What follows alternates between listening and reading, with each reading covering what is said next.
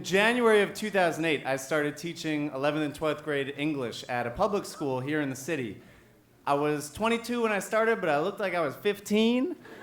The kids were 17, but they looked like they were 35.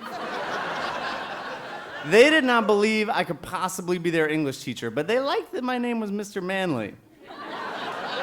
The first day of the school year, I wake up before dawn and I put on my favorite green tie, which I had pre-knotted the night before. I get to school extra early so that I can carefully arrange my handouts at the front of the room and pretend I am not about to have a panic attack. Norah Jones was playing quietly in the background. Then the kids came in and everything just exploded. There were 15 kids over here at this table. On the other side of the room, completely alone, was one guy in a dragon t-shirt. Nobody brought a pen. There were 2 girls making out in the doorway. I was like, listen, I support you guys, but not here. Then my principal comes in and he's like, I'm just gonna sit in and observe this lesson. And I'm like, that seems like something that would happen in my life at this moment. I survived my first week bravely, and then on Friday at 6 p.m. the copy machine breaks down on me and I burst into tears and call my mom. This is basically how the first few months of teaching go. I'm standing in front of the classroom and I'm like, don't panic, Mr. Manley. This is a safe space. Then the principal walks in and he just frowns at me. And he used to be a drummer in a punk band, so he's like a big guy with full-length sleeve tattoos. His face is like perpetually red and sweaty. So this isn't just your like run-of-the-mill frown. This guy's like a professional frowner. And every time he comes in the room, I just get so scared and I just wither right in front of my students. And then I come home one Friday and I got an email from a friend of mine from grad school, and she's saying she got an interview at my school for an 11th and 12th grade English teacher position. And I am like, that is so great. The kids are wonderful. Wait. I didn't tell her that it was probably my job that she was applying for because I didn't have enough respect for myself to tell her. Instead, I helped her prepare for the interview. I know. Did I mention to you guys that I grew up Catholic? I feel like it's very relevant right now. I get to school on Monday and the principal confirms to me, yes, they're thinking about someone else for my job, but they don't know. And I'm just so ashamed, and I'm avoiding my colleagues in the hallway because I know that everybody knows. At lunch, I don't go out, I just sit in my room and eat Luna bars. I know they're for women, but I'm anemic, so I need the iron. And my students come back from lunch, and I'm just like, I love these kids so much. Look, there's the 2 girls making out in the doorway again. Why can't I be as confident as they clearly are? But then I think to myself, like, I used to be that confident. When I was 17, I used to do stand-up comedy all the time. I grew up on Long Island, and I would go to the comedy club behind the McDonald's across the street from the airport. Very classy place.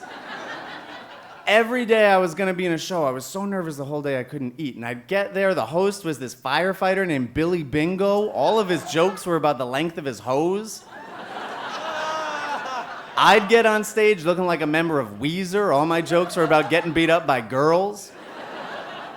It was the craziest thing in the world, but I did it.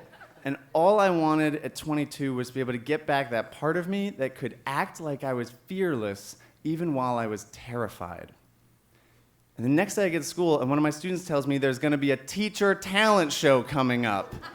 I'm serious, and without even thinking, I just go, yeah, I'll do stand-up comedy in it. And I am terrified, but I'm also like excited. And we're doing transcendentalism in our class, and I start standing on top of tables and shouting quotes from Thoreau. And then I start hiding Walt Whitman poems all over the school so the students will find them. And the night of the teacher talent show comes, and I'm standing backstage, and I'm like, I think I can do this. And then I get a phone call from my friend from grad school, and she says she got offered the job.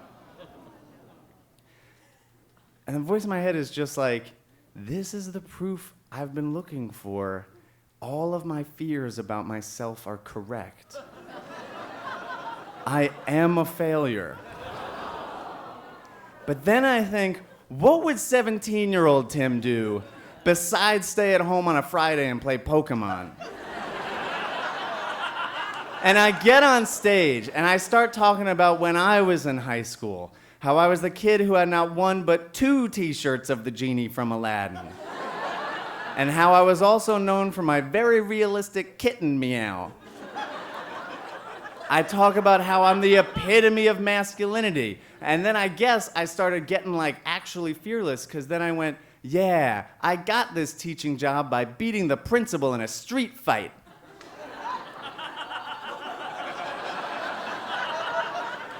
And then I went, are you here right now? And from the back of the room, I heard, standing right here. And I went, well, I'll see you after the show, because I'm not done with you yet. And as I walk off the stage, the whole auditorium starts chanting, Manley, Manley, Manley.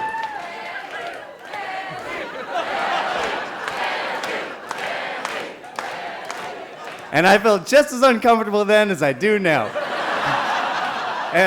And all the 10th graders run up to the principal and they tell him they're so excited to be my class in the fall. And on Monday, he shakes my hand and he says, I got my job back. I had overcome my fears by using myself as inspiration. Thank you.